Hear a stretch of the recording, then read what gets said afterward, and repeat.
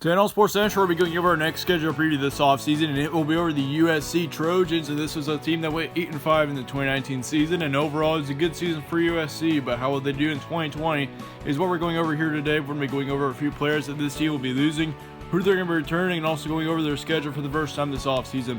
Starting off with the games that USA has had since November, we start off on November 2nd when they played Oregon at home. That certainly was not the best of games. They ended up losing that one 24-56. But overall, I mean, Oregon, we all know how good Oregon was last season.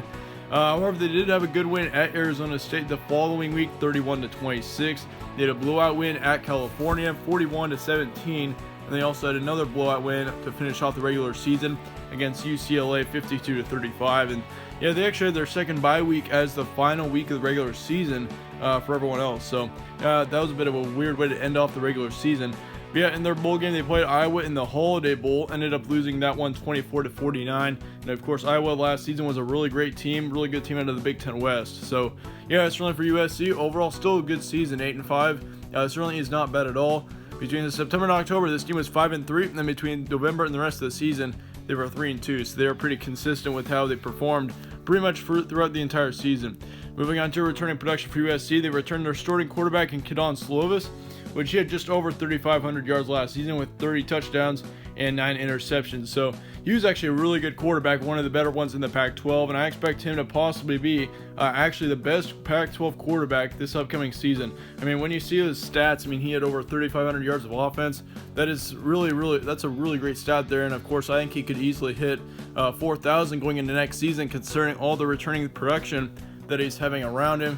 But if he could lower his interception rate a little bit, that'd certainly be very helpful. I mean, he's already got a really great touchdown interception ratio of 3-1 with 30 touchdowns.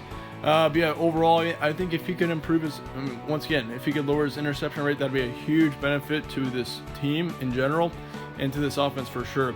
They returned their top running back in Vivek Malapai, which he had just right over 570 yards with 7 touchdowns. And they also returned their second running back in Stephen Carr, which he had just over 530 yards as well with 6 touchdowns. So yeah, they got a really good running back core going into 2020 as well. Both of those running backs combined for just over 1,000 yards. They did lose their top wide receiver to Michael Pittman. That's going to be a big loss as he had just over 1,200 yards of offense with 11 touchdowns. And he's going to have a bright future in the NFL, I'm sure.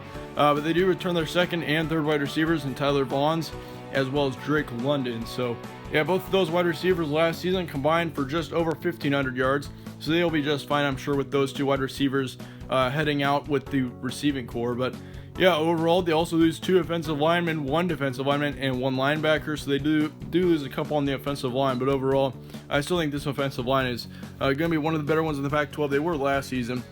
But yeah, this defensive line's looking pretty good, same as the linebacking core.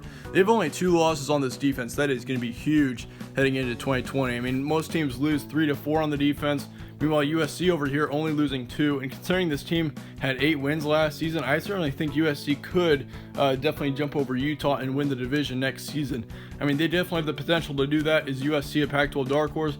No one's really talking about USC, to be honest with you. I've not heard one analyst say that USC is a dark horse in the Pac-12 or predict USC to win the Pac-12. Everyone's still on the Oregon train, but I think USC definitely has got a really legit chance to put up some big damage in the Pac-12 next season. I think USC definitely is a team to watch out for.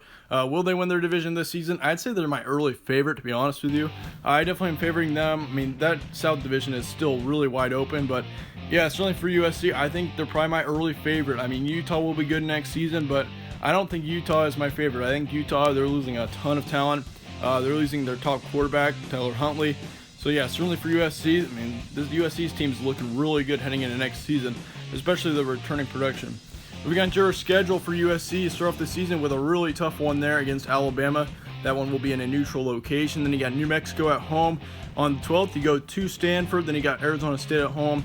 Then you got Utah on the road on October 2nd. And then you got California at home on October 10th. You got Arizona and Colorado to follow, and then November you got Oregon, Washington, UCLA, and then Notre Dame. So I think USC is the one schedule that there is where that you've got alternating home and road games. Of course, Alabama isn't really considered as a home game because it's in a neutral location. So yeah, that's kind of odd. That's going to be a weird schedule for USC, a pretty odd schedule in general for anyone to have. But yeah, nonetheless, here's what I'm expecting. I'll give you 2 guaranteed wins. This schedule's kind of tough, though. I'm not going to lie about that one. I think Utah's got the advantage over USC in terms of strength of schedule. But yeah, of course, I mean, USC's got to play both Notre Dame and Alabama, two of the better teams in the nation last season, especially Alabama. So yeah, you kind of got to worry about that a little bit, but I still expect USC to get between 8 and 10 wins. I still expect it to be a good season for USC, no doubt on that one.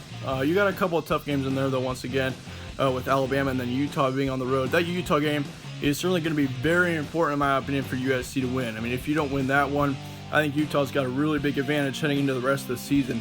But otherwise, I mean, that Oregon game, too, also another very important game there on the road.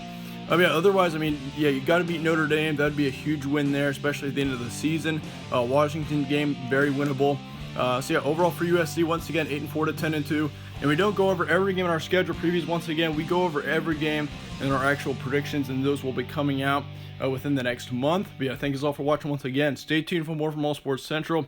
If you enjoyed this schedule preview, be sure to slap a like on it, subscribe as well. Really helps out the channel. But yeah, once again, thank you all for watching. Stay tuned for more from All Sports Central, and I will see you all later.